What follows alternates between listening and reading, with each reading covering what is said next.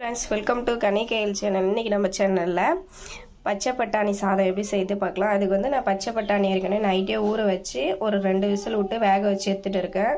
இங்கே வந்து ஒரு டம்ளர் தேங்காய் பால், ஃபஸ்ட்டு தேங்காய் பால் அரைச்சி தனியாக எடுத்து வச்சுருக்கேன்.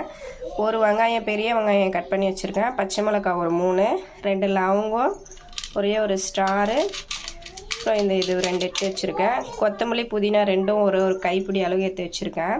இப்போ வந்து 2 பச்சை மிளகாய் சேர்த்துக்கலாம்.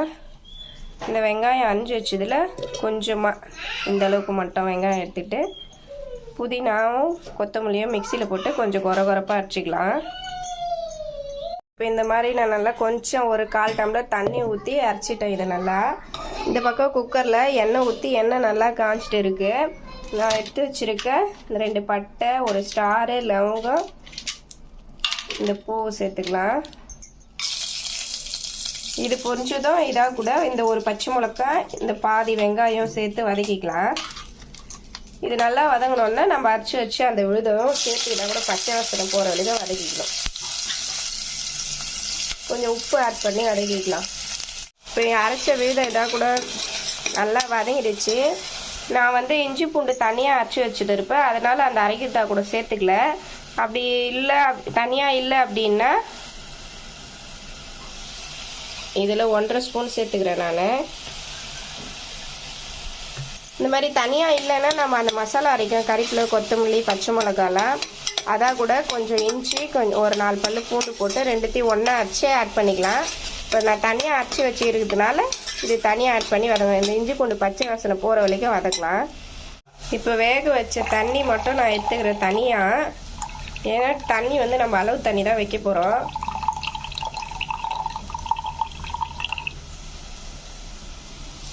இப்போ இஞ்சி பூண்டு நல்லா வதங்கிடுச்சு. இப்போ இதாக கூட இந்த பட்டாணி ஆட் பண்ணிக்கலாம்.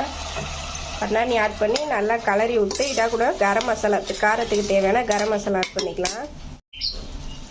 நான் வந்து கொஞ்சோண்டு ஆட் பண்ணுறேன், ஏன்னா பசங்க காரம் சாப்பிடாதுன்றதுனால. நம்மளுக்கு காரம் அதிகமாக வேணும் அப்படின்னா நம்ம காரம் ஆட் பண்ணிக்கலாம். இந்த கரம் மசாலா கொஞ்ச நேரம் இப்படி கலரி விட்டு அந்த பச்சை வாசனை போகிற வரைக்கும் கலரி விட்டுக்கலாம். இப்போ வந்து இந்த கரம் மசாலா நல்லா பச்சை வாசனை போகிற அளவுக்கு வதங்கிடுச்சு. தண்ணி இது வந்து பட்டாணி வேக வச்ச தண்ணி. இந்த டம்ளரில் நான் 1 டம்ளர் அரிசி எடுத்துருக்கேன், அதுக்கு 2 டம்ளர் தண்ணி வைக்கணும். பட்டாணி அரைச்ச தண்ணி, அதையும் மிக்ஸி கப் அரைச்ச தண்ணியும் சேர்த்துக்கிறேன். இப்போ 1 டம்ளர் தண்ணி. தேங்காய் பால் எவ்வளோ வருதுன்னு பார்க்கலாம். தேங்காய் பால் பாதிக்கு பாதி ஆட் பண்ணலாம். 1 டம்ளர் அப்படி இல்லைன்னா 1/2 டம்ளர் ஆட் பண்ணலாம், நம்மளுடைய விருப்பம்தான். தேங்காய் பால் 1 டம்ளர் வந்திருக்கு, அதையும் இதாக கூட ஆட் பண்ணிக்கலாம். இது நல்லா கலரி விட்டு ஒரு கொதி வந்தோடனே நம்ம அரிசி ஆட் பண்ணிக்கலாம். இன்றைக்கி வந்து நான் நார்மல் சாப்பாட்டு ரைஸ் தான் எடுத்திருக்கேன்.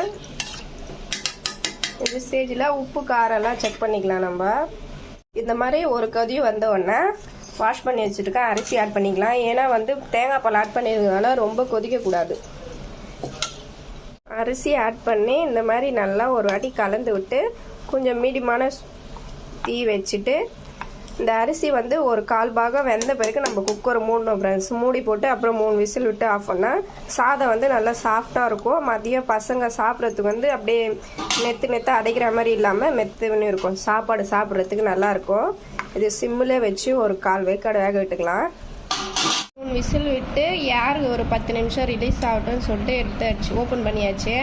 இங்கே பாருங்கள் சாதம் எப்படி வெந்திருக்கு, நல்லா உத்திரியாக இருக்குது. இப்போ நம்ம லஞ்ச் பேக் கட்டிடலாம். இதை அவ்வளோதான் ஃப்ரெண்ட்ஸ். இங்கே பாருங்கள் சாதம் பாருங்கள் நல்லா வெந்துட்டு இருக்கு. இப்போ நம்ம லஞ்ச் பேக் போட்டுடலாம். லஞ்ச் பேக் இங்கே பாருங்கள் நல்லா சாதம் நல்லா இதுவாக வெந்திருக்கு, நல்லா பூவாட்டம் வெந்திருக்கு. அவ்வளோதான் ஃப்ரெண்ட்ஸ், பட்டாணி சாதம், உருளைக்கிழங்கு பொரியல், லஞ்ச் பாக்ஸ் ரெசிபி.